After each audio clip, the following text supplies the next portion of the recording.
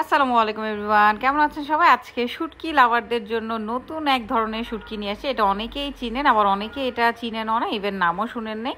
তো আজকে হচ্ছে কি আমার হাজব্যান্ড ঘইনা শুটকি নিয়ে আসছিল। আমরা এই ঘইনা শুটকিটা কাঁঠাল বিচি দিয়ে খাই, অনেক বেশি মজা লাগে। এটা ভুনাও অনেক বেশি মজা লাগে। এটা একদম মাংসের মতো টেস্ট হয় এটা রান্না করার পরে। আমি এই যে দুইটা শুটকি থেকে জাস্ট আজকে এক সাইড নিয়ে নিব।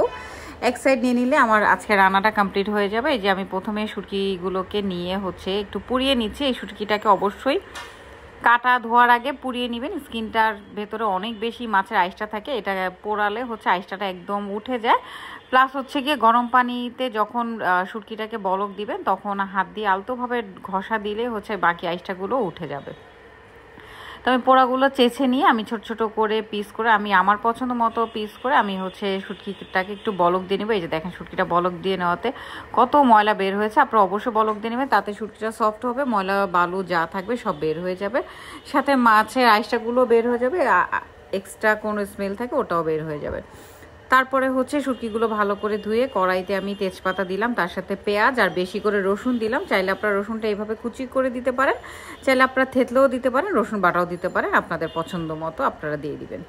তারপরে ধুয়ে রাখা শুটকিগুলোকে দিয়ে কিছুক্ষণ নাড়াচাড়া করব, ভেজে নিব। এই শুটকিটা কিন্তু গলতে একটু সময় লাগে, তো নাড়াচাড়া করে আমি একটু লবণ দিয়ে দিলাম। শুটকিটা যখন দেখবেন যে স্মেল বের হয়ে আসে তখন আস্তে আস্তে করে বাকি মশলাগুলো অ্যাড করে দিবেন। আমি এখানে শুধু হলুদ গুঁড়া, মরিচের গুঁড়া ব্যবহার করব, এর চেয়ে বেশি কিছুই না।